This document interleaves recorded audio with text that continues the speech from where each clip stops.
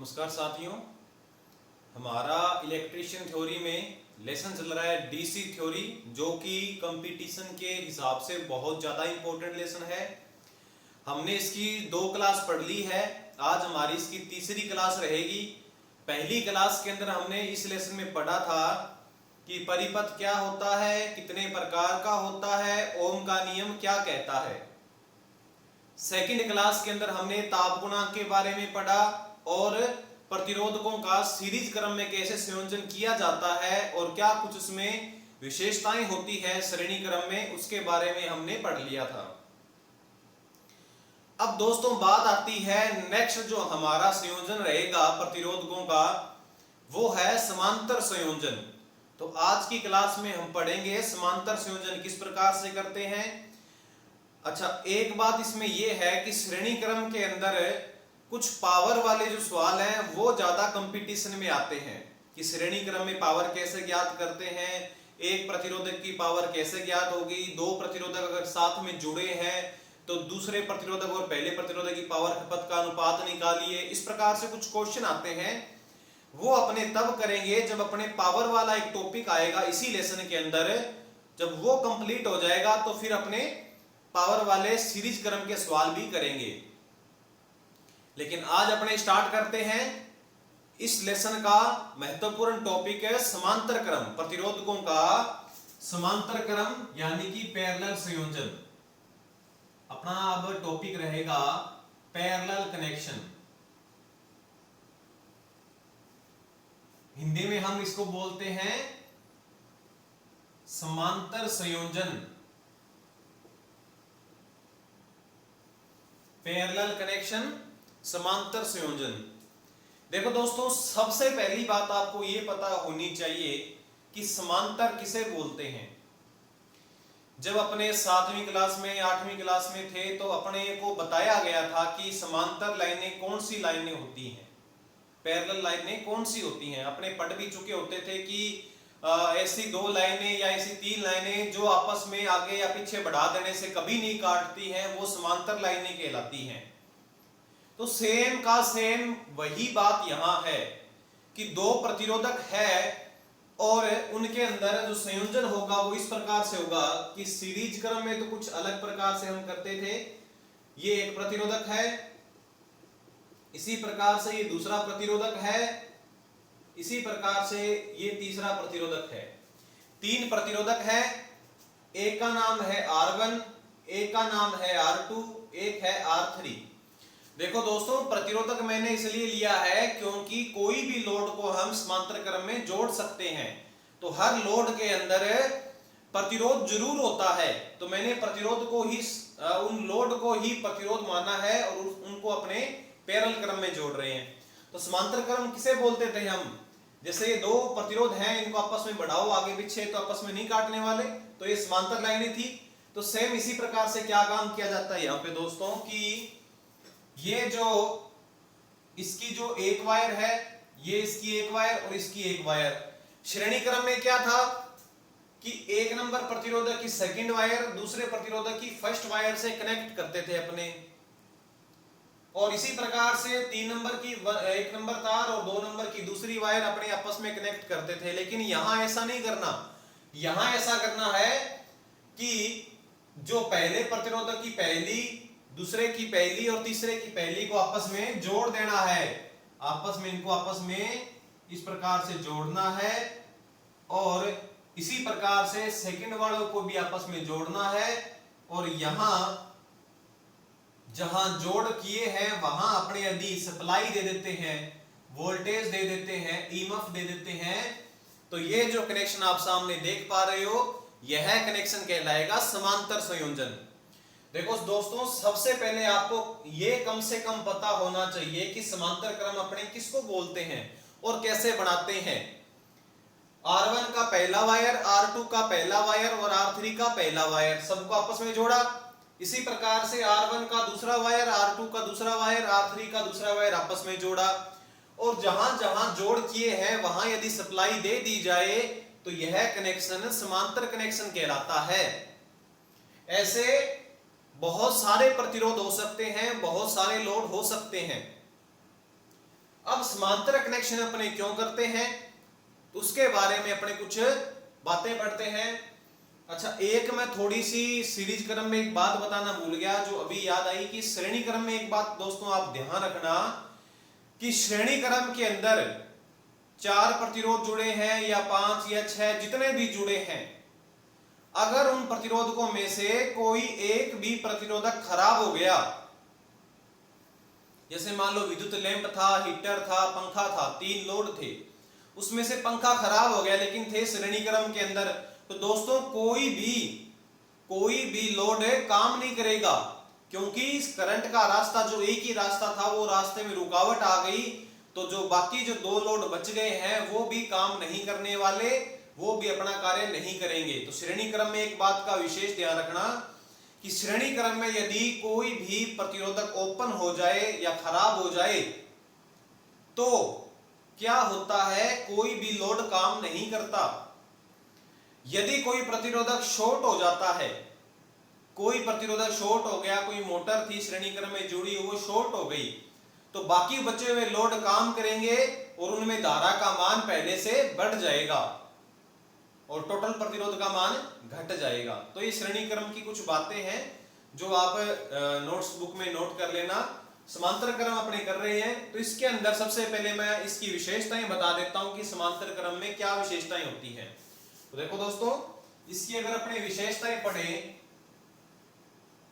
कि समांतर क्रम में क्या क्या विशेषताएं होती हैं, तो दोस्तों नंबर 1 विशेषता इसकी ये आती है कि आपको इसकी परिभाषा पता होनी चाहिए। सबसे पहले कैसे लिखोगे परिभाषा, अपने आप इसको लिख लेना आप, सभी प्रतिरोधकों का पहला वायर और दूसरा वायर आपस में कनेक्ट करना है, जोड़ना है, और पहले वायर जहां जोड़ किया और जहां दूसरा जोड़ किया उस पर सप्लाई दे देते हैं, तो यह समांतर कनेक्शन कहलाता है। तो पहले पॉइंट पे तो आप इसकी परिभाषा लिख लीजिएगा। दूसरा पॉइंट नंबर 2, समांतर क्रम में क्या होता है दोस्तों कि आपको कुल प्रतिरोध निकालना आना चाहिए। बहुत बार ऐसा होता है, आप कभी कोई कंपटीशन एग्जाम देखना, उसके अंदर श्रेणी क्रम के प्रतिरोध कुल निकालने का सवाल बहुत ही कम आता है, समांतर क्रम का आता है।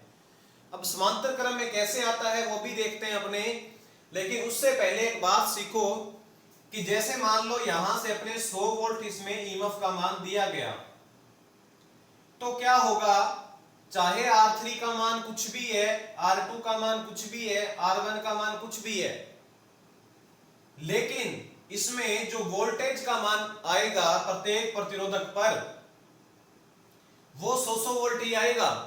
यानी कि इसके ऊपर जो वोल्टेज आएगी वो बिल्कुल 100 वोल्ट आएगी, इसके ऊपर भी 100 वोल्ट आएगी, इस प्रतिरोध के ऊपर भी 100 वोल्ट आएगी, और वही क्या होगी, कुल वोल्टेज होगी। श्रेणी क्रम में जिस प्रकार से धारा का मान बराबर था, उसी प्रकार से समांतर क्रम के अंदर वोल्टेज का मान प्रत्येक प्रतिरोधक में बराबर रहता है। इस बात को आप नोट कर लीजिए, बहुत इंपॉर्टेंट है ये, क्योंकि हो क्या रहा है कि प्रत्येक प्रतिरोधक लाइन के समांतर में जुड़ रहा है। ये देखो R2 है, इसका पहला वायर ये देखो और सेकंड वायर ये देखो, आपस में किस क्रम में जुड़े लाइन के, ये पैरेलल में है। और समांतर क्रम की सबसे बड़ी विशेषता ये होती है कि समांतर क्रम में क्या होता है कि इस क्रम में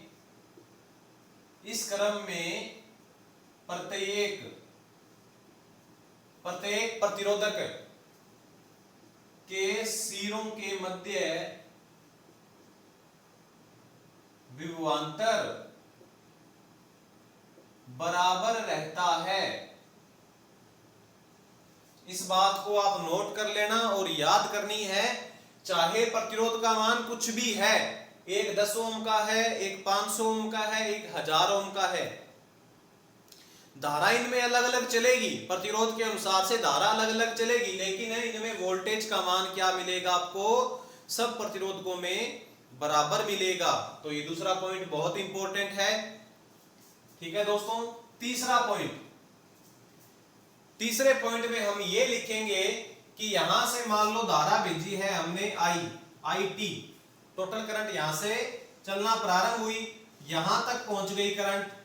अब उसको जाने के 3 रास्ते हैं, करंट को गुजरने के लिए यहां से अब इस पॉइंट से 3 रास्ते मिलते हैं। तो करंट क्या R3 में जाएगी या R2 में जाएगी या R1 में जाएगी? कहां जाएगी? विद्युत धारा, क्योंकि विद्युत धारा तो उसी को बोलते हैं इलेक्ट्रॉनों के प्रवाह की दर। इलेक्ट्रॉन गति करके यहां तक आ गए, अब उसको जाने के 3 रास्ते मिल रहे हैं। दोस्तों आप खुद पे ही लेके देखो कि अपने को कहीं जाना है और अपने को 3 रास्ते बता दिए जाए भी ये 3 रास्ते हैं, तो अपने कौन सा रास्ता चूज करते हैं? तो अपने तो वही रास्ता चूज करते हैं जो सबसे छोटा हो, वही रास्ता चूज करते हैं। तो विद्युत धारा भी यही काम करती है, वो इन तीनों में से वह रास्ता चूज करेगी, वह रास्ता चयन करेगी जो रास्ता छोटा होगा। छोटा का मेरा मतलब ये है कि जिस प्रतिरोध का मान कम होगा, प्रतिरोध क्या काम करता है? धारा को रोकता है। अब जिसमें प्रतिरोध ही कम है वो कम धारा को रोकेगा। धारा को पता है कि ये प्रतिरोधक मेरे को कम रुकावट डालेगा, तो उसमें से तो करंट जाएगी ज्यादा। और जो प्रतिरोधक धारा के मार्ग में ज्यादा रुकावट डालने वाला होगा, अर्थात उसका प्रतिरोध ज्यादा होगा, तो वहां धारा फिर जाएगी कम, क्योंकि वहां रुकावट ज्यादा है तो करंट को पता है कि ये रुकावट ज्यादा डालने वाला है, तो वहां पे धारा जाएगी कम। तो इस प्रकार से साथियों याद करना, जिस प्रतिरोध का मान ज्यादा होगा उसमें धारा हमेशा ही कम जाएगी। इसमें माना I1 करंट गई, इसमें माना I2 करंट गई, इसमें माना I3 करंट गई। अभी न्यूमेरिकल करेंगे तो आपको पता चलेगा कि जिस प्रतिरोध का मान ज्यादा है उसमें धारा का मान कैसे कम चल रहा है। तो इसमें जो विद्युत धारा आएगी टोटल है वो किसके बराबर है? देखो दोस्तों, यहां तक टोटल करंट आई और आगे 3 भागों में बंट गई वो। अगर इन तीनों का जोड़ कर दिया जाए तो वह कुल धारा के क्या आएगा? एकदम बराबर आ जाएगा, I1 plus I2 plus I3। और आगे जाके अपने सीखेंगे कि ये किरचॉफ का पहला नियम भी है। ये किरचॉफ का पहला नियम भी बोलता है कि IT बराबर I1 plus I2 plus I3। तो दोस्तों समांतर क्रम में क्या होता है कि जो टोटल करंट है वो इन तीनों के जोड़ के बराबर होती है। और मैं बता रहा था कि किरचॉफ के पहला नियम भी अपने आगे जाके पढ़ेंगे कि ये बताता है कि जो टोटल करंट है वो इन तीनों के जोड़ के बराबर होगी। चौथा जो पॉइंट हम लिखेंगे, चौथी विशेषता हम लिखेंगे, देखो दोस्तों कैसे लिखेंगे कि टोटल करंट इस प्रकार से आपस में जोड़ कर दिया जाए तो वो टोटल करंट के बराबर होता है, I1 plus I2 plus I3 IT के बराबर है। अब ओम के नियम के अनुसार से विद्युत धारा का फार्मूला क्या था? V बटे R, इसको अपने T लिख सकते हैं, इसको T, क्योंकि टोटल करंट की बात है तो टोटल वोल्टेज चाहिए और टोटल रेजिस्टेंस चाहिए। यहाँ V1 बटे R1, यहाँ V2 बटे R2, यहाँ V3 बटे R3। समझे आप इसका मतलब? इसका मतलब ये है कि यदि आपको R1 में करंट ज्ञात करनी है तो आपको R1 की वोल्टेज चाहिए और R1 का मान पता होना चाहिए। तो वोल्टेज में R1 का भाग दे देंगे तो फिर वो विद्युत धारा आ जाएगी जितनी भी आएगी। तो वही मैंने लिखा, I1 यदि ज्ञात करना है आपको तो इस वोल्टेज में R1 का भाग दे दें। अब देखो दोस्तों, मैं पहले ही बता चुका हूं दूसरे पॉइंट में कि वोल्टेज का मान सब में इक्वल है, बराबर है।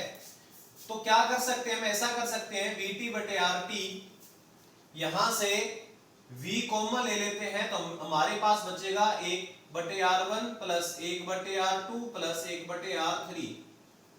V कॉमन ले लेंगे तो ऊपर इस प्रकार से बचेगा। क्योंकि ये वोल्टेज बराबर है तो आपस में कैंसिल आउट हो सकते हैं इस प्रकार से। अगर दो संख्याएं इधर गुणा में है और इधर भी कोई संख्या है ऊपर है और दोनों का मान बराबर है और बराबर नहीं भी है, अगर कट सकती है तो ऐसे ऊपर नीचे आपस में इस प्रकार ऊपर ऊपर कट सकते हैं, नीचे है तो नीचे नीचे इस प्रकार से कट सकती हैं। तो यहां रहा 1 बटे RT बराबर 1 बटे R1 प्लस 1 बटे R2 प्लस 1 बटे R3। तो साथियों ये जो अपने जो फार्मूला लिखा है, ये फार्मूला हमें कुल प्रतिरोध ज्ञात करने का बताता है कि अगर एक प्रतिरोध 5 ओम का है, दूसरा 6 का है, तीसरा 7 का है और आपसे पूछ लिया जाए कि समांतर क्रम में कुल प्रतिरोध कितना आएगा, तो क्या बताओगे? सीधा जोड़ नहीं करना, श्रेणी की तरह है। कैसे करेंगे? 1 बटे 5 प्लस 1 बटे 6 प्लस 1 बटे 7, यहां से 1 बटे RT का मान निकलेगा और उसके बाद फिर RT का मान अपने उस जो भी संख्याओं का उधर जोड़ करके निकलता है, लघुत्तम करके निकलता है, उसका व्युत्क्रम कर देते हैं, रेसिप्रोकल कर देते हैं, तो RT का मान फिर वहां से वैसे निकलेगा। न्यूमेरिकल करके समझा देता हूं, आपको समझ में आ जाएगा। तो श्रेणी क्रम समांतर क्रम में एक ये फार्मूला याद करना आप। कौन सा फार्मूला? कि कुल प्रतिरोध ज्ञात करने का फार्मूला होता है 1/R1, सभी प्रतिरोधकों का उल्टा जोड़। अभी एक न्यूमेरिकल करवाता हूं, उससे आपको इस बेहतर समझ में आ जाएगा। चौथा पॉइंट आप ये लिख लें। इसके बाद में जो पांचवा पॉइंट है समांतर क्रम के अंदर, वो लिखते हैं अपने 5 नंबर पॉइंट। 5 नंबर पॉइंट में हम ये लिखेंगे कि जैसे मान लो कि सारे के सारे प्रतिरोध एक जैसे हैं, एक को एक 10 ओम का है, दूसरा भी 10 का, तीसरा भी 10 का, चौथा भी 10 का, चारों 10-10 के हैं, और आपको निकालना है कुल प्रतिरोध। तो आप कैसे निकालोगे? 1/10 प्लस 1/10 प्लस 1/10 प्लस 1/10 ऐसे निकालोगे। आगे उनको हल करोगे लघुत्तम लेके, जैसे भी हल करोगे। तो तुम्हें एक डायरेक्ट फार्मूला बताता हूं, उससे क्या है कि अगर कोई बराबर मान के प्रतिरोध समांतर में लगे हैं और कुल प्रतिरोध ज्ञात करना है, तो आप ऐसे मत कीजिए अगर वो बराबर मान के हैं। अगर बराबर मान के नहीं हैं तब तो आपको यही सूत्र लगाना है। अगर वो बराबर मान के हैं, चाहे कितने भी हैं, 2 है, 3 है, 4 है, 50, 60, 100, 1000, कितने भी है, अगर वो प्रतिरोध बराबर मान के हैं, पांचों पॉइंट हम लिखेंगे कि यदि समांतर क्रम में प्रत्येक प्रतिरोधक, समांतर क्रम में प्रत्येक प्रतिरोधक बराबर मान के हैं, तो कुल प्रतिरोध RT ज्ञात करने का सूत्र RT बराबर हो जाएगा R/N। R का मतलब है एक प्रतिरोध का मान, और N का मतलब है नंबर, संख्या, प्रतिरोधकों की संख्या, प्रतिरोधकों की संख्या। जैसे मानो 10-10 ओम के 4 लगे हैं, तो आप इस फार्मूला से भी कर सकते हो, उत्तर तो वही आने वाला है। लेकिन आप ऐसा करना, 10 ओम के 4 प्रतिरोध हैं और समांतर क्रम में लगे हैं, कुल प्रतिरोध बताइए। तो कैसे करोगे? 10/4, 10 के 4 है, 10/4, कितना उत्तर आ जाएगा? 2.5, 2.5। और अगर यही श्रेणी क्रम में लगे होते, 10-10 ओम के 4 श्रेणी क्रम में लगे होते, तो अपने कैसे करते? R/N, 10 × 4, 10 चौके 40। तो समांतर क्रम में एक विशेषता ये भी होती है दोस्तों कि समांतर क्रम में जो कुल प्रतिरोध आता है, जो कुल प्रतिरोध होता है समांतर क्रम के अंदर, वो क्या होता है कि जो परिपथ में सबसे छोटा प्रतिरोध लगा था उससे भी कम आएगा। यह समांतर क्रम की विशेषता है कि समांतर क्रम में, ध्यान से सुनिए, समांतर क्रम में जो कुल प्रतिरोध आता है वो परिपथ में लगे हुए सबसे छोटा मान का जो प्रतिरोध है ना, उससे भी छोटा आएगा। श्रेणी में क्या होता है कि श्रेणी क्रम में जो बड़े मान का प्रतिरोध है उससे भी ज्यादा आता है, क्योंकि वहां पे तो सीधा जोड़ करते हैं अपने, लेकिन यहाँ पे उल्टा जोड़ करते हैं, तो जो कुल प्रतिरोध है वो घट जाता है।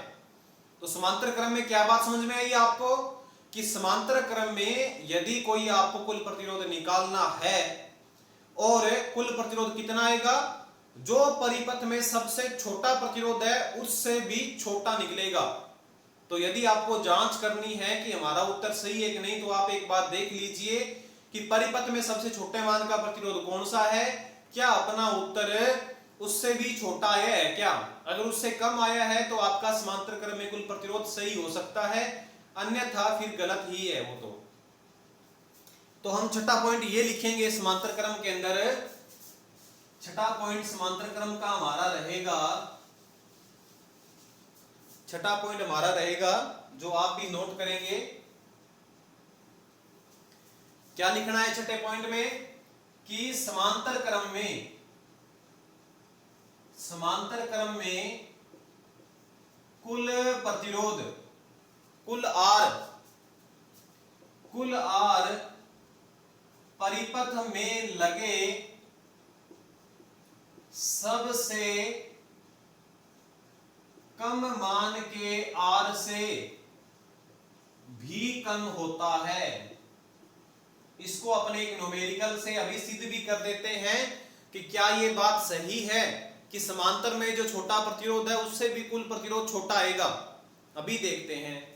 7वां पॉइंट आप लिखना क्या है दोस्तों कि समांतर क्रम में 3 प्रतिरोध लगे, मान लो 5-5 के, कुल प्रतिरोध कितना आएगा 5/3 आ गया। अच्छा, समांतर क्रम में आपने एक प्रतिरोध और जोड़ दिया, कुछ भी मान का जोड़ दिया, तो पहले उसका जो RT था और अब जो RT आया है वो RT और कम हो गया। समांतर क्रम में एक प्रतिरोध और जोड़ दो, RT जो टोटल प्रतिरोध है वो पहले से फिर कम हो जाएगा। तो समांतर क्रम में क्या होता है कि यदि समांतर क्रम में एक प्रतिरोध और लगा दिया जाए, समांतर में लगाना है वो भी, यदि समांतर क्रम में एक प्रतिरोध और लगा दें तो कुल प्रतिरोध, कुल आर घट जाता है। ये बात भी अभी अपने सिद्ध करेंगे कि समांतर क्रम में जैसे जैसे प्रतिरोध और जोड़ते जाएंगे वैसे वैसे क्या होता रहेगा, कुल प्रतिरोध घटता रहेगा।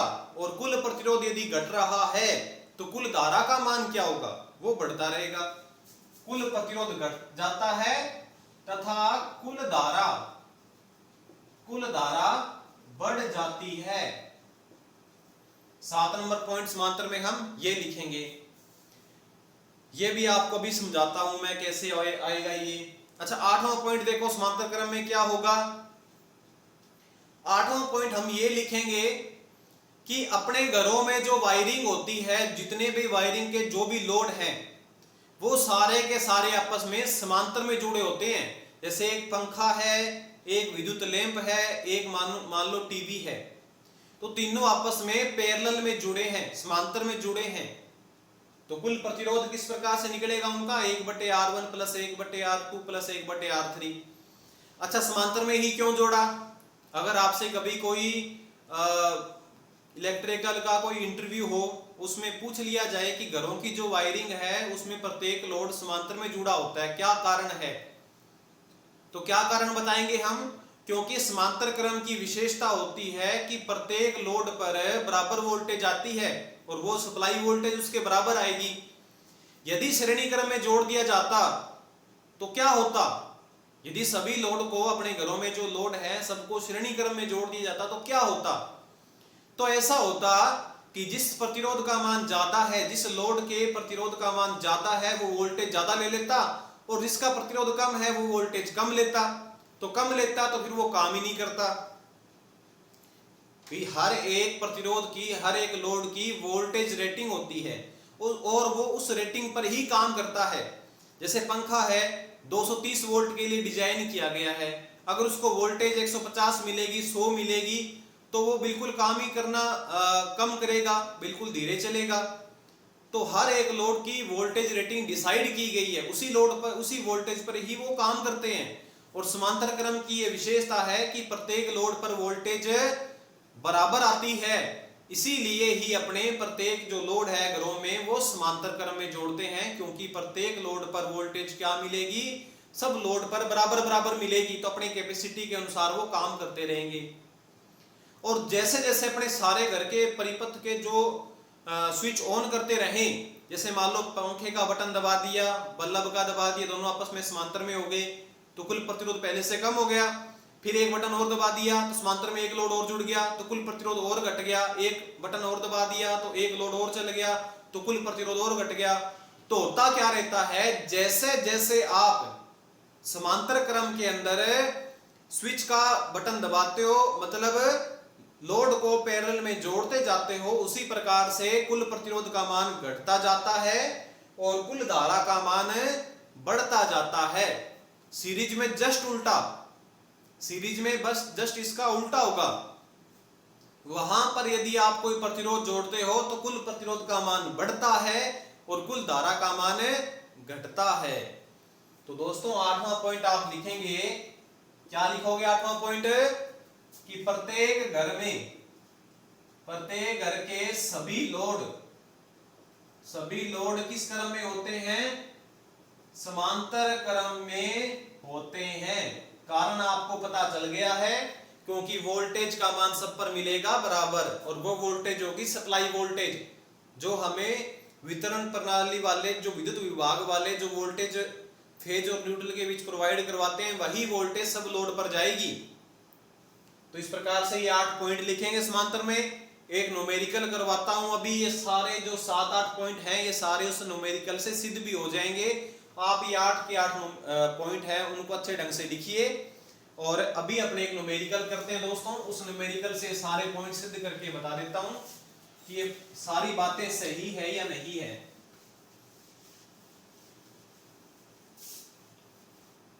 देखो दोस्तों, समांतर क्रम हमारा टॉपिक था आज का, उसमें क्वेश्चन लेते हैं। नंबर 1 क्वेश्चन,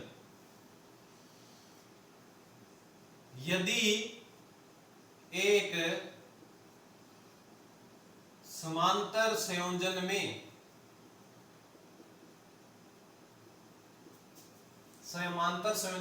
8 ओम, 4 ओम, 6 ओम के 3 प्रतिरोध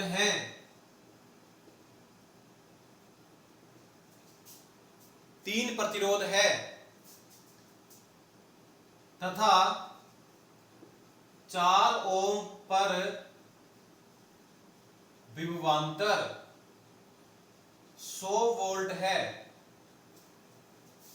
4 ओम पर विभवांतर 100 वोल्ट है, तो ज्ञात करें। सबसे पहला पॉइंट आपको ज्ञात करना है कुल प्रतिरोध। नंबर 2 ज्ञात करना है आपको कुल धारा। नंबर 3 ज्ञात करना है आपको 4 ओम की धारा। तो ये 3 बातें ज्ञात करनी है। एक बार अपने छोटा सवाल लेते हैं, थोड़ा अपने आसान सवाल लिया है, उसके बाद कुछ न्यूमेरिकल करते हैं जो थोड़े से मुश्किल होंगे। मुश्किल तो नहीं, लेकिन इससे थोड़े से डिफरेंट होंगे जो हमारे कंपटीशन में आते हैं। तो दोस्तों, ये जो सवाल आपको करना है वो इसका तरीका देखो किस प्रकार से करोगे। आप हमेशा एक काम किया करो, मैं ऐसे ही करता हूं, जब कभी कोई न्यूमेरिकल आता है तो आप क्या काम किया करो, अगर आपको समझ में नहीं आए तो कम से कम एक डायग्राम बना लिया करो कि कैसे हम इस पूरे एक सवाल को, एक न्यूमेरिकल को एक चित्र का रूप दे सकते हैं। तो आपको काम ये करना है कि 8 ओम का, 4 ओम का और 6 ओम का, ये 3 रेजिस्टेंस हैं, इनको आपस में पैरेलल में जोड़ना है। जोड़ दिया। यहां इनके मध्य सप्लाई दी गई है, कितनी बताई नहीं गई, कितनी इनके बीच सप्लाई है वो तो बताई नहीं गई। 4 ओम के बीच बताइए 100 वोल्ट। तो बताइए दोस्तों, 4 ओम पर 100 वोल्ट है, तो क्या इस टोटल वोल्टेज का मान भी 100 होगा? बिल्कुल होगा, क्योंकि कौन सा कनेक्शन बताया है? समांतर। तो यहां वोल्टेज का मान भी कितना होगा? 100 वोल्ट। 6 पर कितनी आएगी? यहां भी 100 वोल्ट। 8 पर कितनी आएगी? यहां भी 100 वोल्ट। सबसे पहले पूछा है कुल प्रतिरोध। कुल प्रतिरोध बताइए। तो कुल प्रतिरोध याद करना है तो 1/RT बराबर 1/R1 plus 1/R2 plus 1/R3। ये आ गया कुल प्रतिरोध का फार्मूला। अब देखो दोस्तों, 1/8 प्लस 1/4 प्लस 1/6, इनका जब आप एलसीएम लोगे तो बच्चों को अब लघुत्तम लेना भी नहीं आता। आईटी की इतने मतलब कई होशियार बच्चे भी होते हैं जिनको लघुत्तम लेना नहीं आता। तो लघुत्तम कैसे लेते हैं आप देखिए। लघुत्तम लेने का तरीका अगर आपको समझ में नहीं है कि लघुत्तम क्या आएगा इसका, क्योंकि लघुत्तम के बिना हल करोगे तो 1 में 8 का भाग लगाओ पॉइंटों में आएगा तो थोड़ा मुश्किल पड़ेगा। लघुत्तम ऐसे लेते हैं दोस्तों, 8 है, 4 और 6 सबको इकट्ठा लिख दीजिए और छोटी संख्या से भाग देना स्टार्ट कीजिए कि उस ऐसी संख्या ढूंढिए जिसका इन तीनों में भाग चला जाए। तीनों में ना जाए तो कोई 2 में चला जाए, 2 में भी ना जाए तो कोई 1 में चला जाए। ऐसी कोई संख्या जो ढूंढनी है तो 2 मिलती है। 2 चौके 8, 2 दूनी 4 और 2 तिये 6। उसके बाद 2 का भाग इसमें भी जा सकता है, 4 में भी जा सकता है, तो 2 का भाग दे दीजिए। 4 में दिया तो 2 में दिया तो 1, 3 में नहीं जा रहा, पूरा नहीं जा रहा, पूरा नहीं जा रहा, इसलिए 3 का 3 लिखना है अपने को। एलसीएम लेने का तरीका देखो दोस्तों। फिर 2 का भाग 1, 2 में चला गया 1 में नहीं जा रहा, तो 1 का 1, 3 में नहीं जा रहा पूरा, तो 3 का 3। फिर इसमें 3 का भाग देना है 1 और यहाँ 1, लास्ट में आपको 1 बनाना है। कोई भी संख्याएं हैं 3 4 सबका जितने का भी एलसीएम लेना हो यही तरीका आएगा। और जो जो अपने को यहाँ पद मिले हैं उन सबका मल्टीप्लाई कीजिए। 2 दूनी 4, 4 दूनी 8, 8 3 24, तो 24 किसका आ गया? एलसीएम, लघुत्तम। LCM list common multiplier, list का मतलब कम। तो यहां जो संख्या आपको मिलती है ना एलसीएम के अंदर, उसका हमेशा ही इन तीनों में या जितने भी हैं, 2 है 3 है 4 है, नीचे वाले जो संख्या है इन सबका पूरा भाग जाएगा। अगर पूरा भाग नहीं जा रहा इसका मतलब आपने एलसीएम गलत लिया है। एक अपने प्रश्नावली करेंगे एलसीएम और एचसीएफ की, हाईएस्ट कॉमन फैक्टर और लीस्ट कॉमन मल्टीप्लायर, उसकी प्रश्नावली करेंगे। तो वहां फिर अपने सीखेंगे एलसीएम कैसे निकालते हैं, महत्तम समापत्ति कैसे निकालते हैं, और वहां सीखेंगे कि लघुत्तम समापत्ति और महत्तम समापत्ति का जो गुणनफल है वो पहली संख्या और दूसरी संख्या गुणनफल के बराबर होता है, और भी बहुत सारी बातें सीखेंगे। तो वो अपने इसी चैनल पर सीखेंगे। जब थ्योरी का लगभग 80% भाग कंप्लीट हो जाएगा तो मैथ स्टार्ट करवाऊंगा मैं। मैथ के अंदर आप देखना बहुत सारी प्रश्नावलियां हैं, वो सारी अपने पूरे डीप से डीप करेंगे। तो 24 आ गया। अब 24 को आगे कैसे हल करेंगे? 24 में इस 8 का देंगे भाग, तो कितना भाग देने पर कितना प्राप्त हुआ? 3। जितना भी प्राप्त हो उसका ऊपर वाली संख्या में कर दिया करो गुना। यहां तो 1 ही है तो 3 एकम 3। 24 में 4 का भाग दिया 6, 6 एकम 6। 24 का 6 में भाग दिया 6 चौके 24, 4 ऊपर जोड़ किया 6 और 3 9 और 4 13, 13 बटे 24, और यहाँ आए 1 बटे RT। अब बच्चे क्या काम करते हैं, जैसे मान लो यहाँ तो पूरा कट नहीं रहा, लेकिन अगर पूरा कटता होता तो वो फिर इसको पूरा काट कर और वही उत्तर मान लेते हैं। जैसे मान लो अगर ऊपर 48 होता और नीचे 24 था, तो 24 दूना 48 2, उत्तर वो मान लेते हैं 2 ओम, और ऑप्शन में दिया भी होता है 2 ओम, दिया भी होगा तो फिर आप उत्तर वो कर दोगे। और यहां से आप सोचोगे भी हमारा सवाल तो बिल्कुल एकदम सही हो गया, ये नंबर तो पक्के हो गए। गलत। यहां जो मान निकला है वो 1 बटे RT का निकला है दोस्तों, ये गलती कभी कर मत देना आप। यहां जो मान निकला है अभी वो 1 बटे RT का निकला है, ये उत्तर नहीं आया अभी हमारा। उत्तर निकालना है तो आपको RT को यहां पलटो, इसका विपरीत करो 1 बटे RT का, तो RT बटे 1, RT टोटल रेजिस्टेंस बटे 1, तो इसको यहां भी पलटना पड़ेगा 24 बटे 13। अब सोचोगे क्यों पलटा ऐसे, क्यों, क्या कारण है? देखो दोस्तों, हमें RT का मान ज्ञात करना है, तो या तो कर दो वज्र गुणा, RT गुणा 13 बराबर 24 गुणा 1, तो RT गुणा 13 था, 13 फिर भाग में आ गया 24 के, तो बात तो वही आ गई। तो 24 है, आपको कभी भी बराबर से जो साइड काम इधर करते हो वो साइड अगर उधर कर देते हो तो समीकरण में कोई फर्क नहीं पड़ता। यहां आपने विपरीत कर दिया और यहां विपरीत कर दिया तो कोई फर्क नहीं पड़ेगा, लेकिन विपरीत करने से बेनिफिट ये निकलेगा कि RT बटा 1 आ गया, और RT बटा 1 का मतलब RT आ गया 24 बटा 13। तो 24 में 13 का भाग लगाइए, तो 13 एकम 13, 13 दूना 26, तो 13 एकम 13 1 24 में से 13 घटाओगे 11, 0 110, तो 13 में 117, 13 ठीक 1.8 आ गया, तो 1.8 ओम आ गया कुल प्रतिरोध। तो हमारा जो कुल प्रतिरोध कितना आया 1.8 आ गया। अब देखो दोस्तों, जो मैंने कुछ पॉइंट लिखे थे वो बातें अभी सिद्ध करते हैं कि मैंने एक पॉइंट में आपको ये बताया था कि समांतर क्रम में जो कुल प्रतिरोध आता है वो सबसे छोटे लगे हुए प्रतिरोध से भी छोटा आता है। सबसे छोटा था इनमें 4 ओम का, तो कुल प्रतिरोध आया 1.8, 4 से भी छोटा है, तो यहां से ये बात सिद्ध हो गई। अच्छा, इसके बाद में ज्ञात करना है कुल धारा। कुल धारा ज्ञात करना है। आप इसको अगर पहली दूसरी बार कर रहे हो, अगर नहीं आते हैं ये सवाल आपको, तो एक बार आप उतार भी सकते हो, इसको नोट कर सकते हो वीडियो को पॉज करके। अपने को नेक्स्ट ज्ञात करना है कुल धारा। कुल धारा ज्ञात करना है। धारा का फार्मूला I बराबर V बटे R, क्योंकि कुल ज्ञात करना है तो टोटल वोल्टेज चाहिए और टोटल ही रेजिस्टेंस चाहिए। टोटल वोल्टेज हमारे पास में है 100, बताई गई थी हमें, बताई नहीं गई थी लेकिन हमें पता लगा दिया हमने कि टोटल भी 100 ही है। आरटी का मान 1.8 निकाल दिया हमने। अब पॉइंटों वाले भाग भी नहीं आते बच्चों को, तो पॉइंट हटाओ, यहाँ 0 लगा दो। फिर देखो 2 नीम 18, यहाँ ऊपर 500, 500 में 9 का भाग लगाइए, 9 5 45, 9 5 45, 9 5 45, 9 5 45, 5 50, 9 5 45, 5, तो 55.55 एम्पियर। ये आ गई हमारे पास में कुल करंट। कुल करंट का मतलब जो यहां से चली थी, आगे जाके 3 डिवाइडेशन हो गए, ठीक है दोस्तों। और फिर पूछा है 4 ओम की बताइए करंट, तो 4 ओम की ज्ञात करनी है, 4 ओम की करंट ज्ञात करनी है।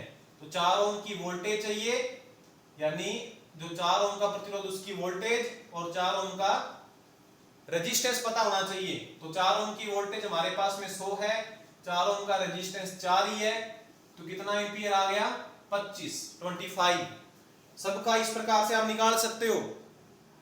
100/8 से इसकी करंट निकलेगी, 100/6 से इसकी करंट निकलेगी, और सबका आप जोड़ करके देखना 55.55 एम्पियर बनेगा।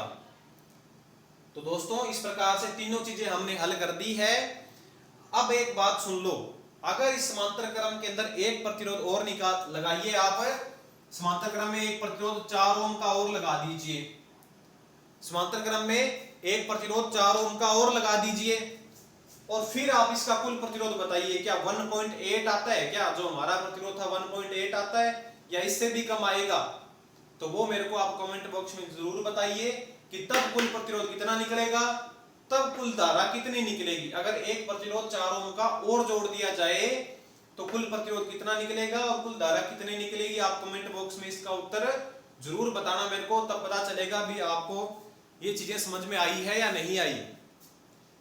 ठीक है दोस्तों, इसके बाद नेक्स्ट अपने न्यूमेरिकल कुछ और करते हैं जो कई बार कंपटीशन में आते हैं हमारे, तो वो न्यूमेरिकल अभी करते हैं अपने।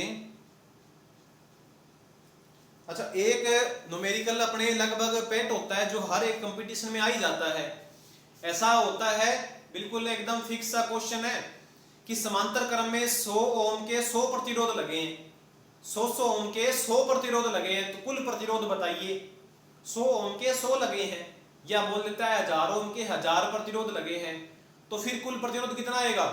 100 ओम के 100 प्रतिरोध लगे हैं, तो मैंने आपको बताया बराबर मान के प्रतिरोध लगे हैं, तो R/N से निकाला करो कुल प्रतिरोध। R का मान 100, N का मतलब नंबर भी 100, तो 100/100 कितना आ गया 1। तो इस प्रकार से एक सवाल लिख लीजिए आप कि यदि 100 ओम के 100 प्रतिरोध लगे हैं तो कुल प्रतिरोध कितना होगा, तो R/N 100/100 बराबर 1। तो इस प्रकार से ये क्वेश्चन भी आता है। कहीं आप ऐसे मत करने लग जाना कि मैंने कुल प्रतिरोध का फार्मूला बताया 1/RT बराबर 1/R1 प्लस 1/R2, तो आप कहीं 1/100 प्लस 1/100 इस प्रकार से 100 बार लिखोगे, तो वो चीजें हमें नहीं करनी। अब दोस्तों एक जो सवाल है जो कि थोड़ा सा इंपॉर्टेंट है, कई बार आ गए हमारे कंपटीशन में और अच्छा सवाल है, समांतर क्रम का ही है। ऐसा कुछ सवाल है, आप नोट कीजिए कि यदि समांतर क्रम में दो प्रतिरोध जुड़े हैं, दो प्रतिरोध जुड़े हैं, दो प्रतिरोध जुड़े हैं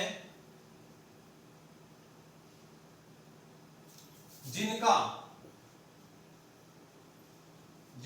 कुल प्रतिरोध 4/3 ओम है। यदि एक प्रतिरोध को हटा दिया जाए तो कुल प्रतिरोध 4 ओम रह जाता है या 4 ओम हो जाता है। तो हटाया गया प्रतिरोध का मान क्या है? इस प्रकार से ये ऐसा क्वेश्चन आ जाता है और एक दो बार आया भी हुआ है ऐसा क्वेश्चन। तो इसकी लैंग्वेज थोड़ी सी अलग है लेकिन सवाल बहुत ही ज्यादा इजी है, बहुत आसान है। थोड़ी सी लैंग्वेज अलग है तो बच्चे सवाल को करते नहीं, वो छोड़कर कोई नेक्स्ट सवाल पर चले जाते हैं। लगभग 80% बच्चे ऐसा काम करते हैं। लेकिन बहुत इंपॉर्टेंट सवाल तो नहीं, लेकिन बहुत ही ज्यादा आसान सवाल है ये। तो कैसे करेंगे, आप थोड़ा सा इसको एक डायग्राम का रूप दीजिए। क्या है कि दो प्रतिरोध हैं, मैं जैसे बनाता हूं, एक तो है R1 और एक है R2। हमें भी बताया नहीं गया, दो प्रतिरोध लगाए और इसने बोला है कि इसका कुल प्रतिरोध 4/3 ओम है। 4/3 ओम है, यानी कि जो 1/RT बटे 1/R1 प्लस 1/R2 था, तो 1/RT का मान तो मेरे पास में है 4/3 बराबर 1/R1 प्लस 1/R2। इसका भी कुछ पता नहीं है, ऐसा कर सकते हैं हम। और एक बात और भी आपको पता होना चाहिए, बटे के नीचे बटा है तो नीचे वाली संख्या ऊपर चली जाती है। तो 1/4/3 को अपने अगर थोड़ा सा हल करें तो इसको डायरेक्ट मैं लिख देता हूं यहाँ पे दोस्तों 3/4। 4/3 का क्या बना, 3/4। अच्छा, यदि एक प्रतिरोध को हटा दिया जाए, एक प्रतिरोध मान लो ये R1 हट गया, यहां से हट गया, तो कुल प्रतिरोध है 4 ओम हो जाता है। तो कुल प्रतिरोध अब परिपथ में रहा ही R2 है, परिपथ में कितना रहा प्रतिरोध, R2 रहा, और वो कह रहा है वही कुल प्रतिरोध है।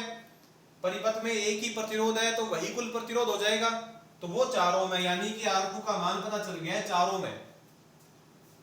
पहली वाली लाइन के अंदर मैंने इस प्रकार से कुछ एक समीकरण बना ली, दूसरी लाइन में उसने खुद बोलकर बता दिया, इनडायरेक्ट तरीके से बता दिया भी जो दूसरा प्रतिरोध है वो एक 4 ओम का है। दो प्रतिरोध है उनमें से एक 4 ओम का है, इसने इस लाइन में बता दिया कि यदि एक प्रतिरोध को हटा दिया जाए तो कुल प्रतिरोध 4 ओम हो जाता है।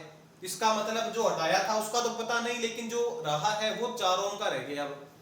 तो हटाया गया प्रतिरोध बताइए, यानी कि मेरे पास इसमें एक प्रतिरोध मेरे को पता चल गया 3/4 बराबर 1/4। एक प्रतिरोध 4 ओम का है, दूसरे का पता नहीं है, दूसरे का आप 1/R2 लिख दीजिए। आगे हल कीजिए इसको आप, 1/4 को इधर लेके आना है, 3/4 तो ये माइनस का 1/4 हो जाएगा।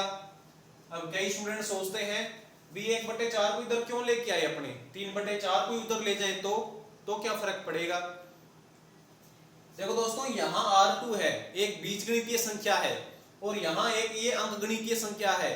तो ये बीजगणितीय संख्या का अंकगणितीय संख्या के साथ ना तो जोड़ होता है, ना घटाव होता है, ना गुणा होता है, ना भाग होता है। भाई आप 1/4 को 1/R2 से क्या कैसे जोड़ करोगे, कोई मतलब नहीं बनेगा। तो 1/4 को आप अंकगणितीय संख्या के पास लेके आओ ना, वहां इसका कुछ सॉल्यूशन होगा।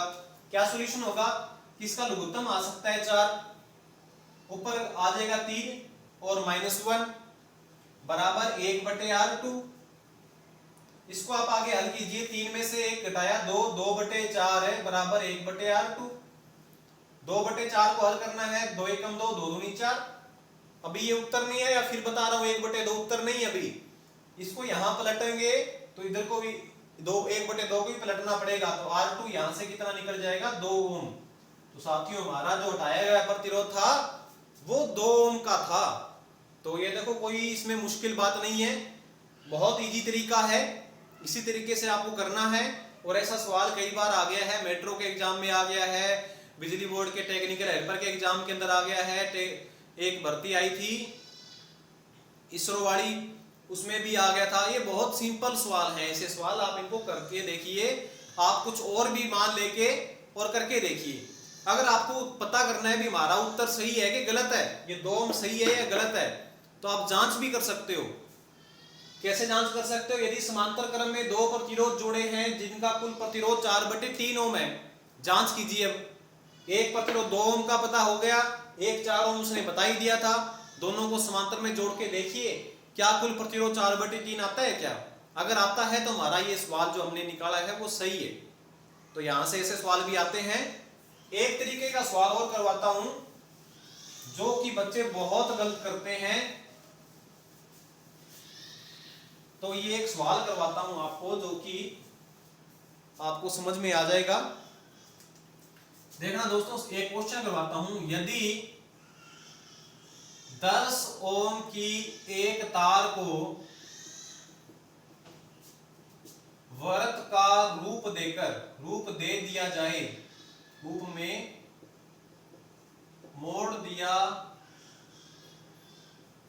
जाता है, तो वृत्त के व्यास के दो बिंदुओं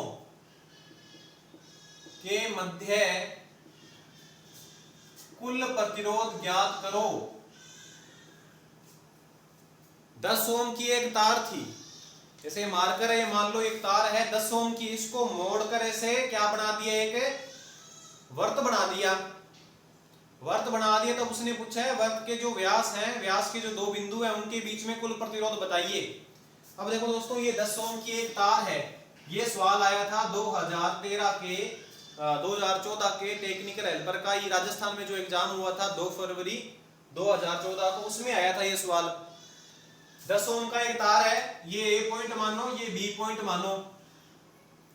अब क्या काम किया गया, इसको मोड़कर एक वर्त बना दिया, यानी कि ये ए पॉइंट था, इसको मोड़कर ऐसे पूरा एक वर्त का रूप दे दिया गया है, यानी जो ए था वहीं बी ला दिया अपने, ए और बी को क्या कर दिया, मिला दिया, तो क्या बन गया, एक वर्त बन गया, ए और बी को मिला दिया। अब ए से लेके बी तक कुल प्रतिरोध कितना है, तार तो वही है, इसको अगर घुमाकर अगर अपने वर्त बना दिए तो ए से लेके बी तक का जो प्रतिरोध है वो प्रतिरोध तो 10 ओम रहने वाला है, वो तो चेंज होगा नहीं। तो जो ए से लेके बी तक का प्रतिरोध है वो तो है 10 ओम। इसने पूछा है व्यास, व्यास अपने किसको बोलते हैं, वह एक रेखा जो केंद्र से होकर गुजरती है, ये केंद्र आ गया वर्त का केंद्र, केंद्र से होकर गुजरती है और परिधि को मिलाती है, यहां से लेके यहां तक परिधि को मिलाने वाली एक रेखा, ये व्यास होता है। तो व्यास के दो बिंदु ये मिल गए, एक बिंदु तो ये रहा, एक बिंदु ये रहा, ये है वर्त के व्यास के दो बिंदु। अब देखो दोस्तों, यहां से लेकर यहां तक कुल प्रतिरोध था 10 ओम, और पूछ रहा है वो कुल प्रतिरोध व्यास के दो बिंदु के बीच में, यानी एक यहां और एक यहां के बीच में कुल प्रतिरोध बताइए। तो बच्चे क्या काम करते हैं, इसका कुल प्रतिरोध 5 ओम बता देते हैं, वो भी 10 का था तो अब कुल प्रतिरोध आधा रह गया, ऐसा नहीं होगा। ये देखो दोस्तों, 10 ओम का प्रतिरोध था ए से लेके बी तक, 10 ओम का प्रतिरोध था ए से लेके बी तक, तो ऊपर कितना प्रतिरोध रहा, इतना इतना जो प्रतिरोध रहा है ये कितना रहा, आधी वायर है तो प्रतिरोध आधा 5 ओम, नीचे भी आधी वायर है, कितना प्रतिरोध रहा 5 ओम। दोनों आपस में देखो किस क्रम में लग रहे हैं आपको, क्या श्रेणी में लग रहे हैं क्या समांतर में लग रहे हैं, तो आपको उत्तर आएगा समांतर में। तो 5 ओम के दो समांतर में प्रतिरोध लगे हैं, कुल प्रतिरोध कितना आएगा बताओ, तो 2.5 ओम, तो 2.5 ओम इसका उत्तर आ जाएगा एकदम सही। तो ऐसा सवाल बहुत बार आ जाता है, या तो इसका तरीका इस प्रकार से मैंने आपको बताया, तरीका तो एक्चुअल में ये है, ऐसा इसके अंदर उत्तर निकलेगा, वरना एक काम किया करो, जो प्रतिरोध बताया जाता है वायर का उसमें डायरेक्ट 4 का भाग लगा दिया करो, बस उत्तर आ गया। जो प्रतिरोध बताया गया है तार का उसमें 4 का भाग लगा दो, कितना भी बताया गया है तो वो कुल प्रतिरोध निकल गया व्यास के दो बिंदुओं के बीच में। इस प्रकार से बहुत इजी है। तो दोस्तों, समांतर क्रम में ऐसे सवाल आते हैं, और भी बहुत सारे न्यूमेरिकल आ सकते हैं समांतर में, पावर वाले सवाल भी आते हैं, तो वो मैं आपको न्यूमेरिकल तब करवाऊंगा जब अपने पावर का टॉपिक कर लेंगे। तो समांतर क्रम में दोस्तों अगर अपने एक बार थोड़े बेसिक सवाल करें तो बेसिक सवालों में ये सवाल हैं, और कुछ एक सवाल मैं आपको देता हूं, आप मेरे को उसमें कमेंट बॉक्स में जरूर उत्तर बताइएगा कि समांतर क्रम क्योंकि इंपॉर्टेंट है। कुछ एक सवाल देता हूं, उनके उत्तर आप कमेंट बॉक्स में जरूर लिखिएगा, तो मैं नेक्स्ट क्लास में बताऊंगा आपको किस विद्यार्थी ने उत्तर सही दिया है और किस विद्यार्थी ने उत्तर गलत दिया है। तो आपको मैं एक सवाल देता हूं समांतर क्रम के अंदर है कि यदि समांतर क्रम में दो प्रतिरोध हैं, एक प्रतिरोध का मान 8 ओम है, कुल प्रतिरोध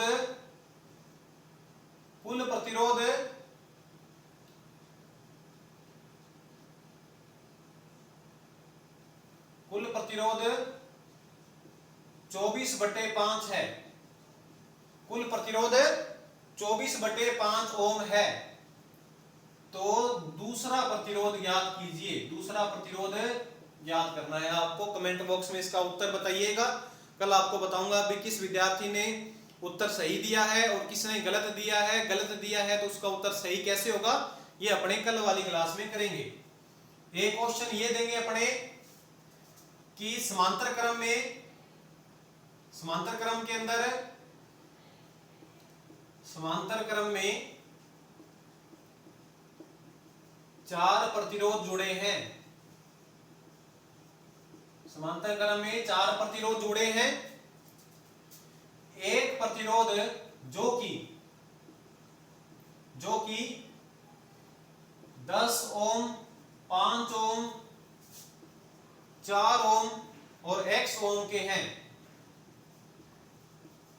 10, 5, 4 और x ओम के हैं।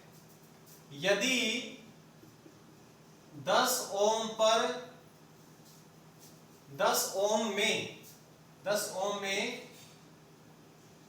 5 एंपियर धारा 10 ओम में 5 एंपियर धारा चल रही है। 10 ओम में 5 एंपियर धारा चल रही है तथा कुल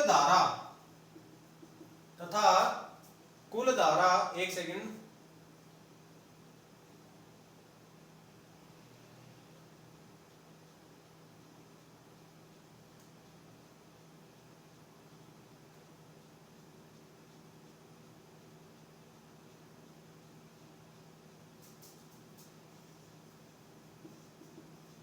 कुल धारा 7.5 एंपियर है तो x का मान क्या होगा। ठीक है साथियों, ये 2 क्वेश्चन हैं। आप इसको दोनों क्वेश्चनों को कीजिए, इसका उत्तर कमेंट बॉक्स में मेरे को बताइए। कल देखते हैं किस बच्चे ने सही उत्तर दिया था, किस विद्यार्थी ने गलत दिया था। गलत दिया है तो भी उत्तर देना है आपको, तो ठीक है, अपने को डरना नहीं है, अपने को सवाल करनी है और सीखना है यहाँ से। तो ठीक है साथियों, आज की क्लास अपनी यही खत्म करते हैं। समांतर क्रम के बेसिक सवाल करवा दिए, तो ये मत समझना समांतर क्रम अभी खत्म हुआ है। नेक्स्ट आगे पावर के टॉपिक आएंगे, पावर के कुछ फार्मूलाज आएंगे, तो वहां समांतर क्रम फिर से लौट कर आएगा। श्रेणी क्रम भी आएगा, तो वहां आपको और भी बहुत ज्यादा सीखने के लिए मिलेगा। तो ठीक है साथियों, आज की क्लास अपनी समाप्त करते हैं। और थोड़े दिनों में मैंने जैसे आपको एक वीडियो के अंदर बताया था कि थोड़े दिनों के अंदर मैं एक ऐसी क्लास लेकर आ रहा हूं जो कि आपको, अगर आप वो देख लेते हो, काफी बड़ी क्लास हो सकती है। अगर वो देख लेते हो तो आपको आईटी इलेक्ट्रीशियन के बेस पे जितनी भी भर्ती आती है उसमें बहुत मदद मिलेगी, अगर आप वो क्लास को देखकर समझ लेते हो तो वो क्लास में भी मैं बहुत जल्दी लेकर आ रहा हूं, तो वो क्लास भी आप देखिएगा। अगर आपको ये क्लास अच्छी लगी है तो लाइक करना है, और आपके जितने भी साथी हैं और आप भी इनको सब्सक्राइब कीजिए चैनल को। और अपने इसमें जितनी भी आईटी इलेक्ट्रीशियन के बेस पर भर्ती आती है, राजस्थान में है चाहे कहीं और भी है, और राजस्थान डेयरी विभाग की भी अभी एग्जाम डेट बता दी गई है, शायद 16 अगस्त थी, कन्फर्म याद नहीं, 16 अगस्त शायद उसकी एग्जाम डेट है। तो उसमें 40 क्वेश्चन तो इलेक्ट्रीशियन थ्योरी के आते हैं, जो कि एक क्वेश्चन 2 नंबर का होगा, तो 80 नंबर के इलेक्ट्रीशियन थ्योरी, और 10 क्वेश्चन आएंगे राजस्थान जीके के, एक क्वेश्चन 2 नंबर का, 10 दूनी 20, तो 20 नंबर का राजस्थान जीके, 80 नंबर की इलेक्ट्रीशियन थ्योरी। बहुत अच्छी वो भर्ती है, 2800 उसमें ग्रेड पे है, 2800 ग्रेड पे काफी अच्छी ग्रेड पे है आईटी के लिए। तो उसमें पोस्ट थोड़ी कम ही थी, इसलिए आपको तैयारी उसमें ज्यादा करनी है। अगर वो जिसने किसी ने फार्म भरवाया था तो उसकी आप तैयारी कीजिए। 16 अगस्त उसकी लास्ट डेट है, 16 अगस्त को एग्जाम डेट है, और 16 अगस्त से पहले मैं वो क्लास जरूर आप अपलोड कर दूंगा। अगर वो आप क्लास देखोगे तो आपको उस भर्ती के अंदर बहुत बेनिफिट मिलेगा, ये मेरी पक्की बात है। और आज की क्लास अपनी खत्म करते हैं दोस्तों। कल पढ़ेंगे अपने किरचॉफ के नियम पढ़ेंगे, जो बहुत इंपॉर्टेंट है। धन्यवाद।